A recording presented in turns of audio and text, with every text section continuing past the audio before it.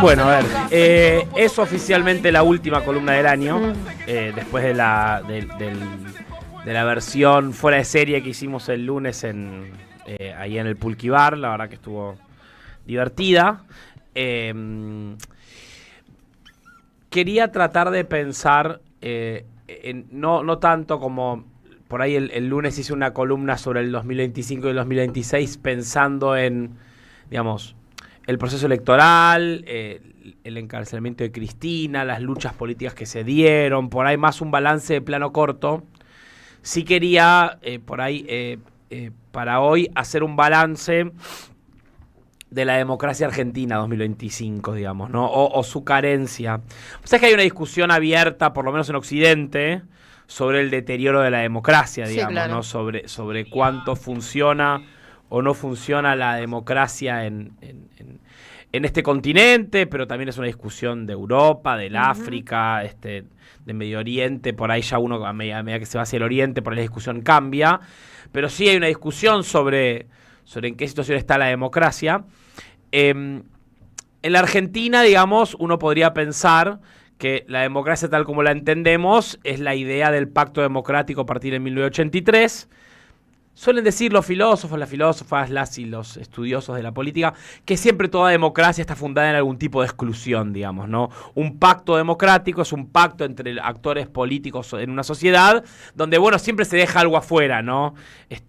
Uno podría pensar en la Argentina a partir de 1983, que lo que nosotros conocimos como la democracia argentina estaba fundada en el pacto democrático, que era la exclusión de la violencia, la exclusión de los militares en la vida pública y el repudio a la dictadura militar, ¿no? Entonces el pacto democrático era bueno, Videla ¿no? Y la reivindicación de Videla como un límite de la democracia. Basta recordar en los años 80 y en los años 90 cómo pasaba por momentos cuando exmilitares o tipos que reivindicaban la dictadura militar se presentaban a elecciones y por ahí de repente Patti terminaba queriendo subir en el Congreso y había una discusión en las fuerzas políticas de no, pará, un tipo que reivindica la dictadura no puede ser diputado de la nación. Había una idea de una exclusión, ¿no? Sí, de la violencia de la dictadura como fundante del pacto democrático. Siempre fue medio imperfecta ese pacto democrático, nunca terminó de saldarse y de consolidarse. Uno habla en la radio de las madres, hay que pensar que las madres de Plaza de Mayo tuvieron durante una larga década, o década y media, 2 décadas, desde la vuelta de la democracia hasta la reivindicación y la pedida de perdón del Estado argentino en boca de Néstor Kirchner en 2004, que no hubo una reivindicación pública de esos valores por los cuales luchaban las madres de Plaza de Mayo. Por supuesto que esa imperfección del pacto democrático también fue porque incluso a partir del 2003-2004, cuando se abren los juicios y empiezan a ir presos los genocidas, bueno, eso también encontró límites. Cuando empezaste a buscar las complicidades civiles y sobre todo los grandes beneficiarios económicos de la dictadura militar y no pudiste avanzar ahí, ¿no? Uno puede pensar en el Ingenio de Desma, pero también en el Grupo Macri, ¿no? Todos esos grandes beneficiarios económicos de la dictadura, esas cuentas pendientes, ¿no? De la democracia, bueno, ahí topaste un límite, ¿no? Papel prensa, ¿no? Y vos alguno puede pensar, sí. Maniel, el Grupo Clarín, por supuesto, ahí empezás a ver, bueno, hasta el límite que llegó, ¿no? La lógica expansiva del pacto democrático. Tuvo límites incluso en sus momentos más luminosos, del 2003 a 2015. Bueno, y en ese marco, me parece, estamos viviendo un proceso de retroceso democrático, ¿no? Donde ese pacto empieza a descascararse, ¿no? La llegada al gobierno de Mauricio Macri en un principio, ¿no? Que era un hombre que no venía de esa reivindicación del pacto democrático, sino que ya Macri venía en crítica al pacto democrático. Recordarán el curro de los derechos humanos, la discusión sobre los 30.000 desaparecidos, etcétera. Se empezaba a descascarar ese pacto y, por supuesto, el inicio de una persecución mediático-judicial sobre el peronismo y sobre todo quienes habían integrado y liderado el proceso del 2003 a 2015, que empieza a construir otra lógica en la política que ya no era el pacto democrático, sino otro tipo de búsqueda de pacto, ¿no? Eso se vio muy claramente en los años del macrismo, donde el peronismo era bienvenido y solicitado, pero el kirchnerismo afuera. El kirchnerismo era un hecho criminal y por ende debía ser excluido de la vida pública. Y mi sensación es que estamos viviendo una etapa en la cual se está buscando Ya no es un pacto democrático, ¿no? Pero sí por ahí lo que podemos pensar una búsqueda desdemocrática o postdemocrática donde, y por eso pongo este año, porque es el año en que Cristina fue presa, proscripta e inhabilitada para competir, pero me interesa pensarlo más allá de la figura de Cristina, y si Cristina puede volver a ser presidenta, y lo que significaría, y las discusiones políticas, digo, en el sentido de que en el momento en el cual ese proceso persecutorio se consolida finalmente con la cárcel, la persecución, la proscripción de Cristina, se suceden elecciones en las cuales Cristina no puede presentarse, ¿no? Y el gobierno que dice yo la metí presa gana las elecciones, ¿no?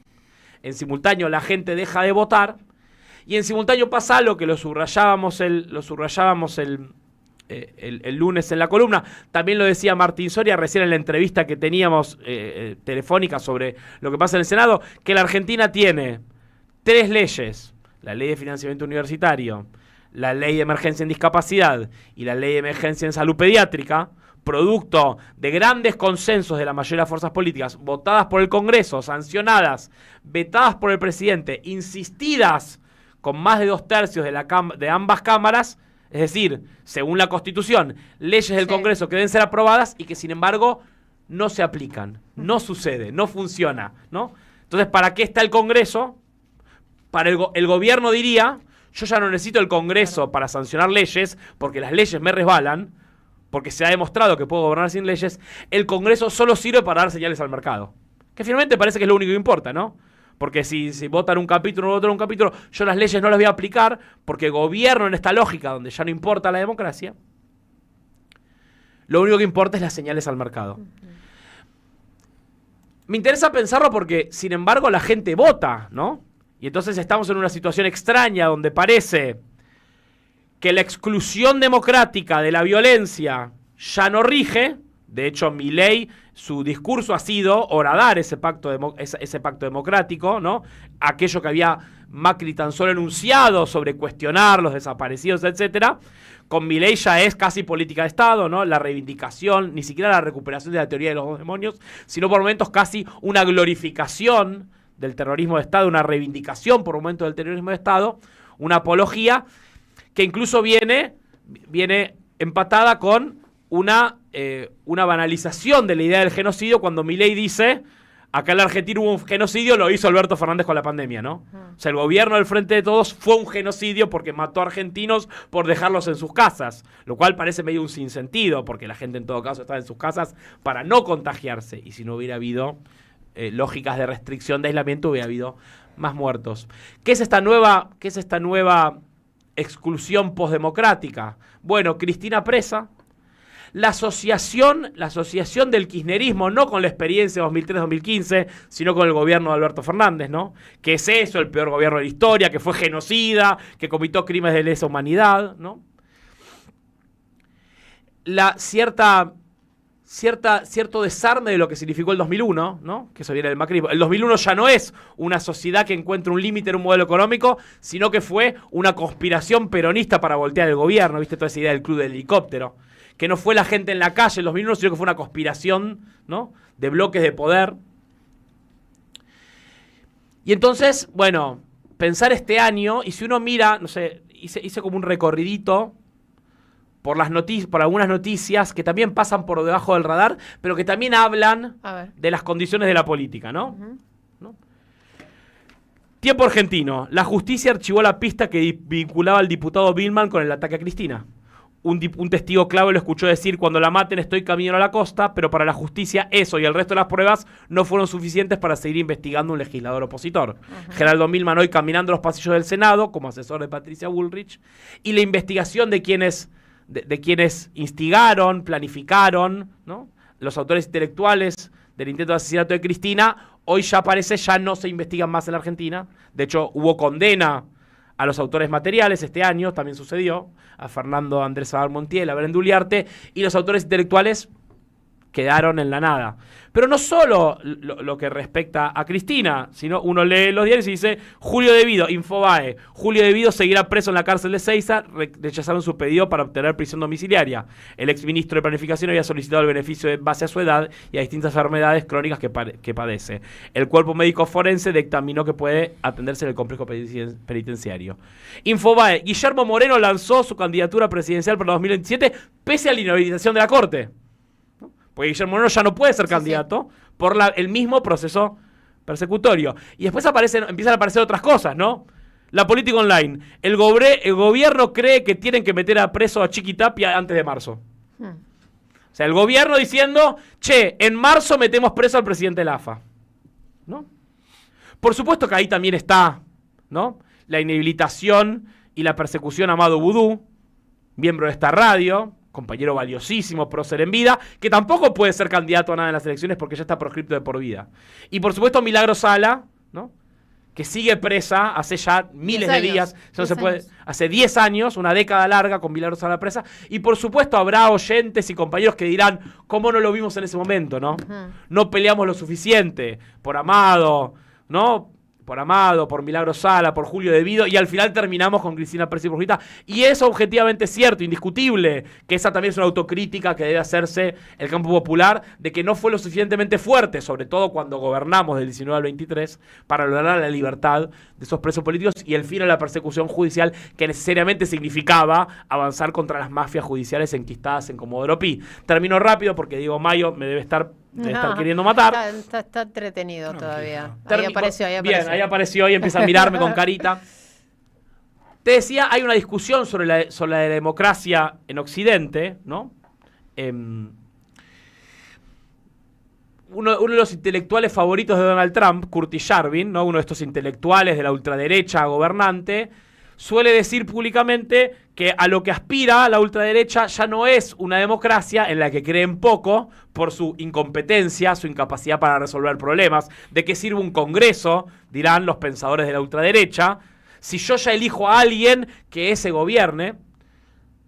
Los filósofos cercanos a Trump hablan de la idea de pensar algo así como una monarquía electiva. Elijo, la gente va y vota, pero vota un CEO de una empresa. Y que se maneje el país como el CEO de una empresa. Es difícil pensar en la Argentina, o en la Argentina de Milei, como una monarquía electiva, aunque los tuiteros del gobierno y sus intelectuales también hablan de Ave Miller y lo dibujan en inteligencia artificial con aires de emperador romano. Se parece más a un virrey de cuarta que a un emperador de un glorioso imperio.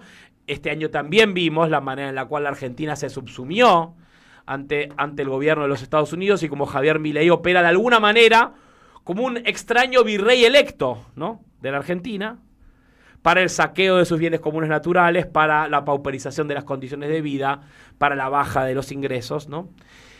Pero bueno, funciona como un virrey que de alguna manera todavía se puede elegir. ¿Pero elegir en qué contexto? El contexto en el cual ya no se puede elegir cualquier cosa, sino que solo se puede elegir lo que autoriza, por un lado el imperio, por otro lado las mafias enquistadas locales, que dicen: este peronista sí, este peronista no. Cristina seguro que no, ¿no? Porque el peronismo, el kirchnerismo en todo caso fue un hecho delictivo, y el peronismo podrá sobrevivir, podrá seguir existiendo en la medida en la cual se someta a estas nuevas reglas de esta, no le puedo decir democracia, o esta posdemocracia, o este virreinato electivo. Podemos elegir un virrey entre un menú cada vez más acotado, ¿no?, sometidos a los designios de una potencia extranjera que finalmente tiene la última palabra sobre lo que pasa en nuestro país. Me interesa pensar en ese sentido lo que sucedió este año alrededor de la cárcel de Cristina y pensar esas enormes movilizaciones que funcionaron como, ¿no?, de alguna manera cierto anticuerpo político, democrático del peronismo, que de alguna manera se revolvía y se irreverenciaba contra ese designio de que Cristina tenía que ir presa y no podía ser candidata. Esas movilizaciones que fueron una gran noticia de la movilización de un núcleo duro peronista, que por supuesto después no lograron lo que uno hubiera deseado, que es: Cristina está proscrita, el peronismo va en masa a las urnas y gana las elecciones. Porque bueno, los mecanismos de dominación también son más sofisticados en esta época y que ciertamente el peronismo no estuvo a la altura de poder enfrentar la proscripción, la persecución, no solamente en el pasado, sino particularmente en este año, donde la cárcel de Cristina podría haber sido de alguna manera, si el conjunto del peronismo la hubiera abrazado quizás, no lo sé, podría haber sido un vehículo para otro tipo de camino. Ahora empieza una nueva etapa, ¿no? En la cual, y esto sí me parece para pensar el año que viene, Gastón Fabián, un compañero al que admiro mucho, suele decir, parte del problema de nuestra época es que nuestras acciones no están a la altura de nuestros diagnósticos. Nuestras acciones, y por ahí ese es un camino para reconstruir.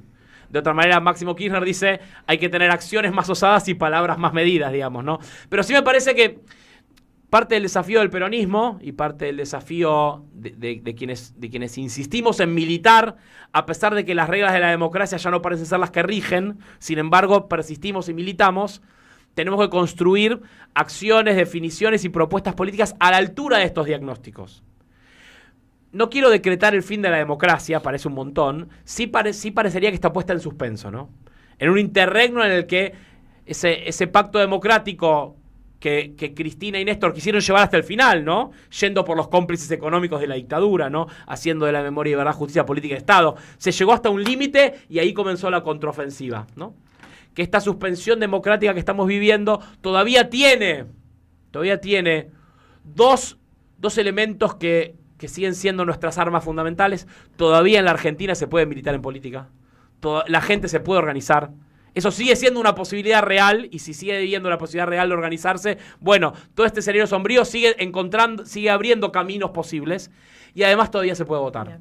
No será el año que viene el año de votar, será en todo caso el año de organizarse para empezar a pensar cómo llegar al 2027 con acciones, definiciones y programas políticos a la altura de los problemas que estamos viviendo. En el país donde las pulgas sueñan con comprarse un perro, una señal nunca se apaga y quien se acerca se enciende. AM530, 20 años. Somos radio, somos comunidad. Nuevos asfaltos en La Capilla. Estamos trabajando en los accesos a la escuela secundaria número 15, con obras hidráulicas complementarias y luminarias LED. Conoce más en varela.gov.ar/.